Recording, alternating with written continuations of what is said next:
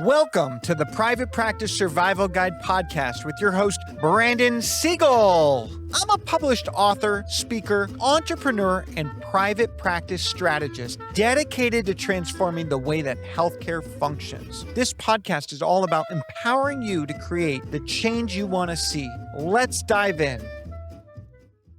Welcome back to this episode. We're talking about critical changes that you should be making to your patient policy approach. So it is so crucial that you change your patient policy approach on a continual basis. You got to look at all of the ways that you hold your patients accountable, what that transparency, how you go about things, how you regulate the way that your private practice functions, and that you are ultimately in clear agreement with your patients.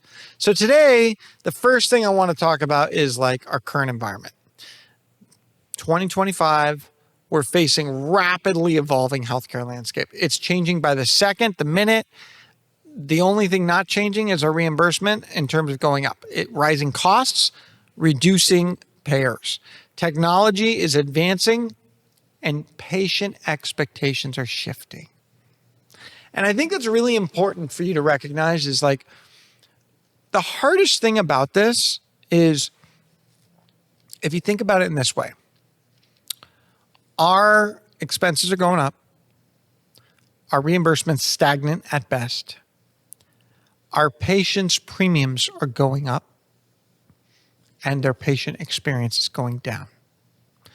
The only one that is winning right now is the insurance company. And it's really deflating because it takes away from how and why and what we do. And I know you're going to say, hey, Brandon, we're getting rid of insurance. But the viewpoint is we still need to provide accessible care. What we need to do is we need to actually advocate with people that are fighting against these big insurance conglomerates. We have to create a true free market of insurance. We need insurance to be where it is connected to what you spend so that you got to recognize that if I spend $1,000 and you give me $10,000 of care, I'm going to go out of business. So that's the biggest problem is they're betting on underutilization and you're betting on overutilization. And it gets to a point where the model doesn't make sense. And so as we look at the current environment, we're seeing a major shift. And in order to thrive, practices must update the way that they function. And part of that function is private practice policies, patient policies, where we focus on how we enhance care delivery, how we improve operational efficiency, and how we ensure financial sustainability. How do we keep those lights on? How do we continue to do the great work? How do we take care of those that are caring for you? That nurse that came in the middle of the night to help you. How do we take care of her? She's got a family that she left in order to care for you. So there's all these resources trying to make things go right. And part of this is having policies that define clear expectations with a clear responsibility breakdown. Now, I want to be honest. Healthcare experience on a scale 1 to 10, in my reality, it's a 1. So bad. Really terrible. And I've been to private pay and I've been to insurance and they're all terrible. I'm being honest. And I think it's because of a lack of organization. I think it's a lack of efficiency.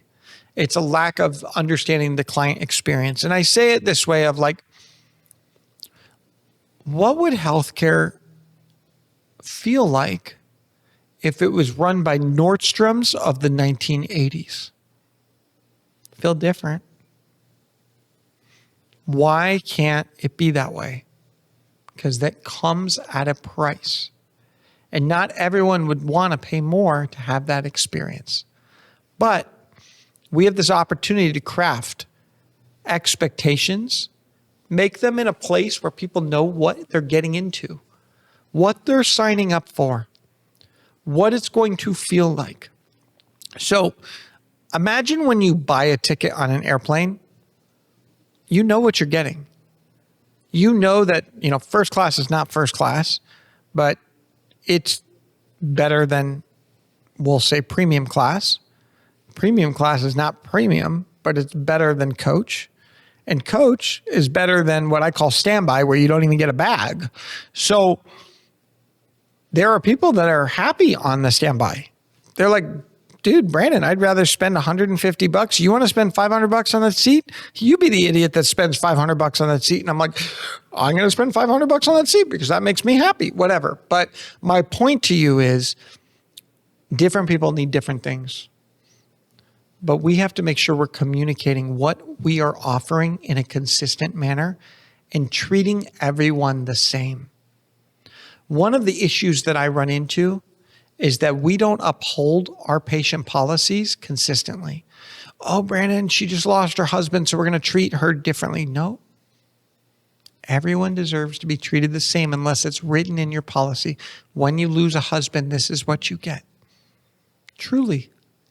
We should not be treating anyone differently. So here are some changes that I want you to think about. One is I want you to strengthen your pre-visit insurance verification policy. I want you to make sure that before someone comes in, they are eligible and they are ready to pay the full responsibility that is projected. Don't wait for the EOBs. That's a delay in payment. It's easier to refund than it is to collect.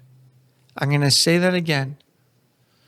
It is easier to refund than it is to collect. Now, you have to be compliant with your contracts and what is allowable, but just measure. And so billing inefficiencies such as claim rejections due to unverified insurance can cripple cash flow. In 2025, 69% of successful practices verified insurance before patients' visits to reduce denials and improve reimbursements within 59 days. So here are some policy changes I want you to look at. I want you to mandate a pre-visit verification. So you're going to mandate that every single visit, depending on what type of practice you have, you require verification of insurance eligibility 48 hours prior to appointments using real-time tools. And that could include tools like Tiber's tool or RxNT's tools or different things like that. There's many ways to do this.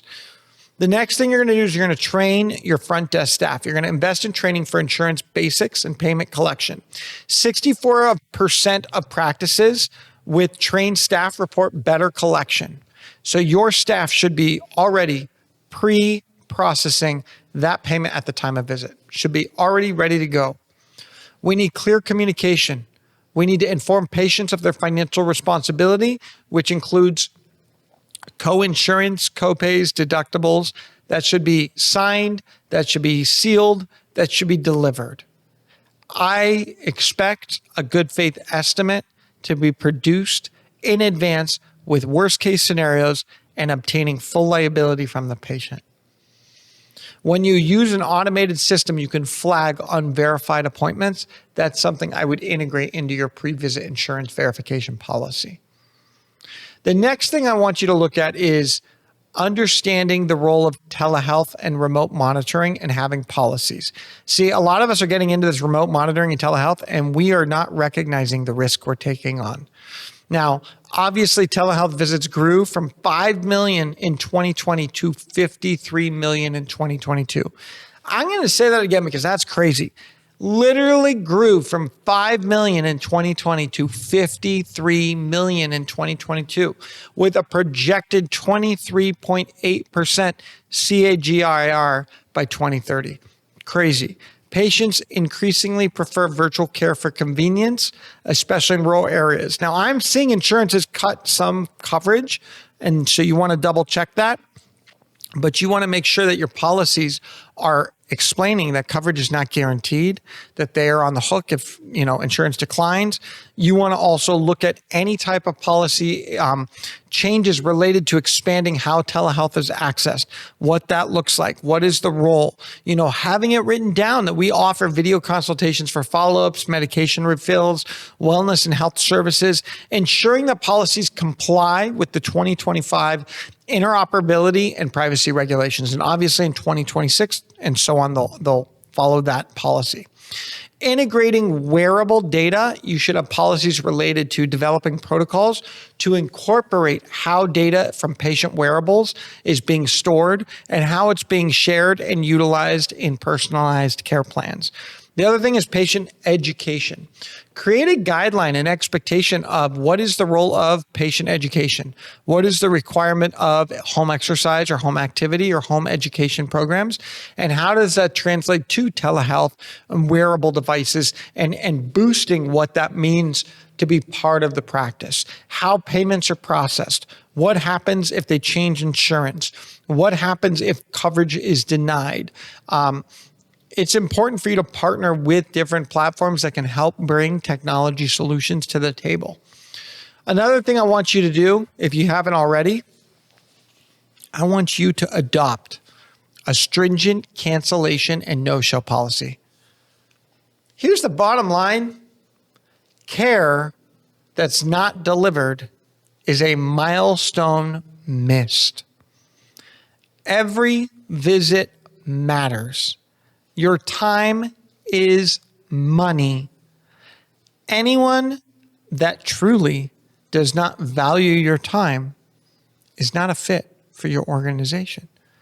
And if they need your services enough, they will prioritize it. And it's so interesting because, sidebar, I had a client, and I have a very strict no cancellation rule same day. I'm like, you lose it, you use it, you lose it kind of thing. And this client decided, emergency came up, I get it, and was like, I'm so sorry, but I have to cancel. It was like 15 minutes before our scheduled time. And even though this client hears me coach on all these things, this client thought that I should make up that hour with them at no cost. And I said, no. I said, I'm done. And it's funny because the client then communicated to one of our other team members, was like, Brandon was mean. I'm like, I wasn't mean. I created a boundary. You disrespected our time slot. I don't care that there was an emergency. The disrespect is that you expected that it would be made up. I have a strict guideline. You snooze, you lose, emergencies happen. Sorry. And you may disagree with that. You got to build your policy procedure. But I believe cancellations and no-shows disrupt culture, revenue, scheduling, morale. In 2025, practices must balance accountability and time slots. Supply is short, demand is big. Ensure accountability with cancellation and no-show approach. Policy changes. You need a firm policy. Implement a tiered cancellation policy. Maybe it's a no charge for the first time cancellation if you feel necessary. Maybe it's a $100 fee for subsequent ones within 48 hours. Whatever that is. Now you have to make sure with your insurance contracts, your payer contracts, that you know what you can and can't do, but you must communicate policies clearly before they become patients and at the time of booking and reminders. Incentivize compliance. Offer priority scheduling for patients with consistent attendance. Again, check your contract. You got to treat patients fair, but if everything is uniform, hopefully it is deemed fair. Automate your reminders. Use text, email, app-based reminders 72 and 48 and 24 hours before appointments to reduce no-shows. Leverage a plan of care commitment requirement. So part of what I do is I'm like, look, you're coming in to get care with me. You're coming in for chelation. This is the process and the plan and the commitment you need to make. You're going to get in, you're going to get out, and this is what we're going to do. It either works or it doesn't. Now, I have this conversation upfront, in person, or via Zoom or via phone or whatever, where I'm like, I'm going to hold you to stuff that's going to make you churn a little because I am type A. It either works or it doesn't work. You get to sign if it works. You get to not sign if it doesn't work. Make the choice. Don't regret your decisions. think twice, sign once. So the other thing we want to do, we want to enhance our patient payment collection process. Why does this matter? With rising operational costs and reduced reimbursement rates, collecting payments at the time of service is critical. 69% of practices now collect payments upfront to improve cash flow. I want to be crystal clear. When I tell you that you're collecting payment upfront, you're collecting if a deductible in full, like whatever the value of the contracted visit rate is, you're collecting that upfront. You're collecting coinsurance. You're collecting copays. You are collecting any single penny that they could potentially owe. You may look back at historic data to forecast what that is. But it is crucial that you collect every single dime, dollar, and cent that could be owed to you prior to the visit being delivered. That's what we need to do. January 28th through the 31st, 2026. Coral Gables, Florida. Your business is on the track. Are you ready to hit top speed? The Growth Code Conference is your pit stop for 4 days of proven strategies, precision leadership tools, and a tuned-up growth plan. Leave the slow lane behind and accelerate toward your best season yet. Register now at growthcodeconference.com. So we need point-of-service collections or an automation approach. And the idea is that we're billing it within 24 hours of that data service. Require copays, coinsurance, deductibles upfront, and it can be automated. Have a zero balance policy. Offer multiple payment options. We've got credit cards. We got digital wallets. We got FSA. We got care credit. We've got this. We've got that. Figure it out. I don't recommend cash because cash gets dirty, meaning people forget it, they lose it, they this, they that. Stay away from cash if you can help it. But it could be a check. It could be whatever's needed. These days, we can deposit checks so fast that digitally that I would even take checks if needed. Transparent billing. You must have a policy with good faith estimates.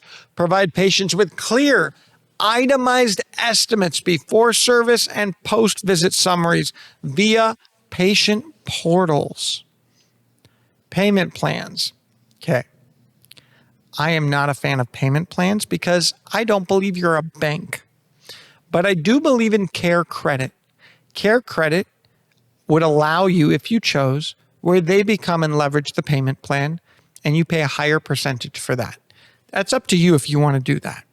But my viewpoint is you are not a bank and the actual so funny because you're like, Brandon, I don't want to do care credit because I'm going to give up 10%. And I go, you just put a $3,500 bill on a 12-month pay component. The amount of time to try and collect those payments and all that, minus 3% in merchant services. We have 7% remaining.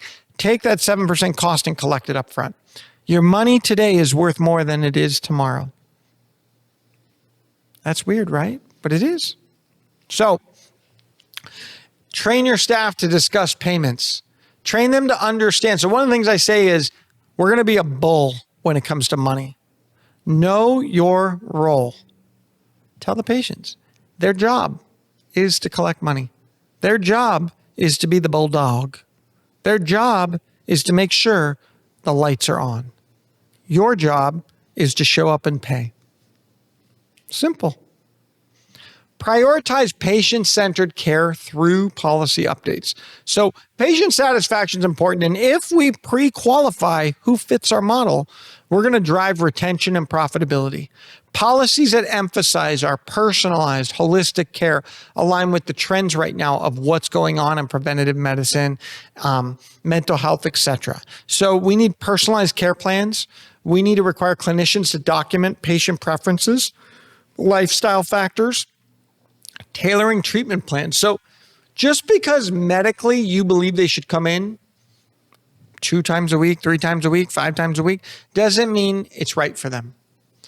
What they medically need and what they can do are two different things. When you put someone on a plan that medically is in their best interest, but they don't have the capability, you're hurting them and you're hurting yourself. So set the realistic bar on something they can accomplish. I'd rather them accomplish 100+% than 90%. So imagine if you said, hey, you know what? We're going to write it where it's 1 to 2 times a week. We're going to plan for 1 and hope for 2. Okay.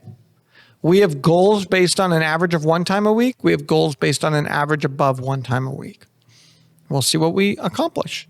Feedback mechanisms. We need to implement quarterly patient surveys, online review monitoring, and gauge satisfaction, but address concerns. Anytime someone's upset and it's something that they were pre-aware of, you did not do your due diligence enough before they came in. And if they're just upset because they're upset, recognize that. Know who's upset. Sometimes it's a matter of, hey, they're going to be upset no matter what. How do we make them happy and tell them to find another place? Sometimes that's the result, is helping them find that transition. So it's interesting because this brings up this idea. I know we're prioritizing patient-centered care, but I grew up with a parent that always said, both my parents were like, the client is always right. The customer is always right. I believe that is adamantly wrong. The customer's not always right. What we're trying to say is that the customer must always feel valued. So rather than right, how do we make them feel valued? Well, if we have the right patients, they will always feel valued. When a patient doesn't feel valued, we did not do enough due diligence upfront to measure fit. So having that is important, and utilizing tools to streamline that can be very successful. Another thing you need to do is you need to update your privacy and data security policies.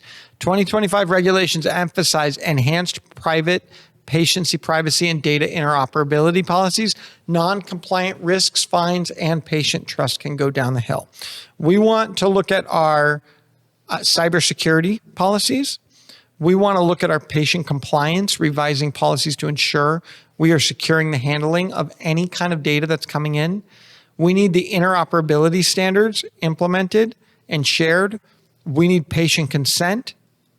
We need to consult with healthcare lawyers, CPAs to audit our compliance and invest in the cybersecurity tools and the resources needed to protect patient data.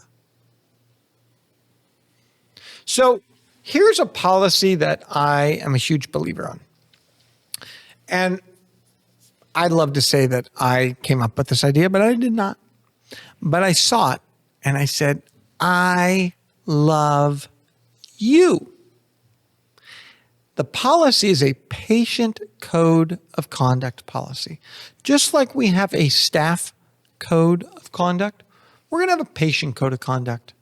And in that patient code of conduct, we're going to have some really important things.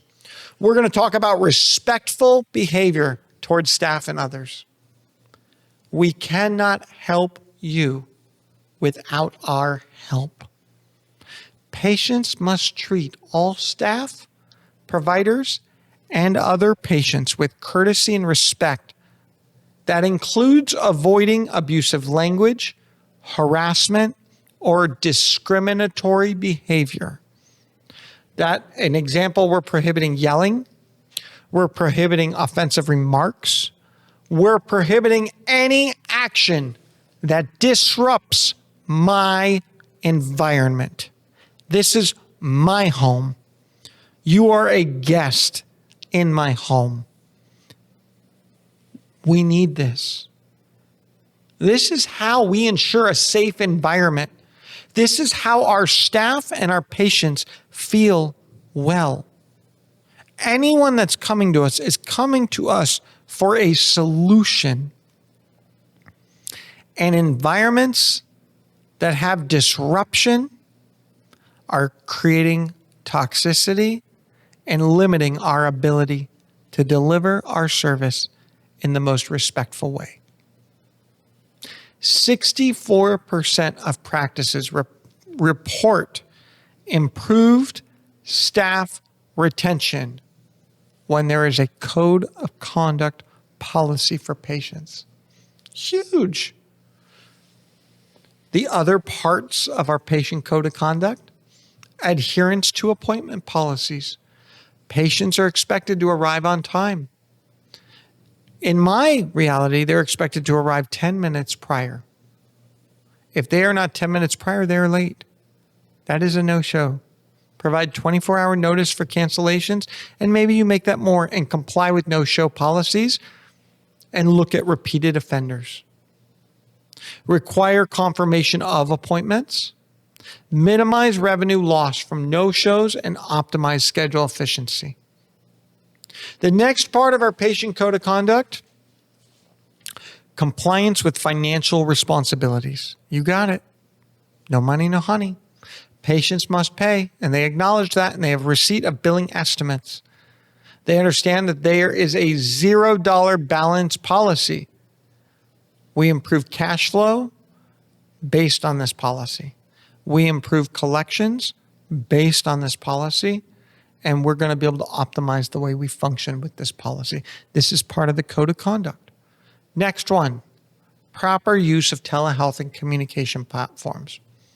Patients must use telehealth platforms as instructed, maintain a suitable, safe environment for virtual visits. It must be quiet, private, etc. Avoid recording sessions without consent. So we're refraining from sharing telehealth access links, all of that. So we have to have these policies as part of our code of conduct. The next part of our patient code of conduct is a responsible use of practice resources. Patients should use medical equipment, tools, facility, and staff time appropriately, avoiding unnecessary demands or misuse of services. Refrain from requesting non-essential appointments or excessive staff assistance or utilizing our equipment in the wrong way. You'd be shocked by the way people treat things. And I know this is a little bit off the cusp, but I'll just say it. I was sitting at my son's baseball game, and two teenagers found an iPad and started hitting and breaking the screen of it. I've seen things like this happen even in clinics. We have to have a responsible use of practice resources policy. It's crucial. Next thing: confidentiality, privacy, respect. We need to help them understand that they cannot share in open form. They got to be respectful of the environment and what privacy looks like. How to operate and the conduct within a waiting room, if you have a waiting room, should be part of this code of conduct. We need health and safety compliance, part of our code of conduct. We need patients to understand and follow health and safety protocols, reporting symptoms, adhering to infection control measures, wearing masks when required, all those different things, disclosing contagious conditions before they show up. Part of our code of conduct: honest and accurate communication. They are expected to provide truthful medical history, insurance information, feedback at all times. We need a feedback and dispute resolution part of our code of conduct. So part of the code of conduct is that patients agree to address concerns prior to writing it on Google or whatnot. They have a certain dispute resolution process prior to making it a bigger problem. Consequences for non-compliance. We must have that in our code of conduct, clearly outlining the consequences of violating any of these codes, which could include warnings and fees, in extreme cases, dismissal from the practice. There are times where a patient non-compliance can result in them losing a specific benefit from their insurance policy. Not easy to do, but it can be seen and deemed depending on the severity. So here are some implementation tips. We're going to communicate this clearly. We're going to put this right paper, person, all different ways. They're going to sign it. They're going to agree it because they're going to acknowledge the agreement of it. We're going to train them. We're going to train our staff. And we're going to regularly update it. We're going to keep this as a living, breathing process. And at the very least, every year, we're going to update it so that our patients are in frequent accountability of our code of conduct.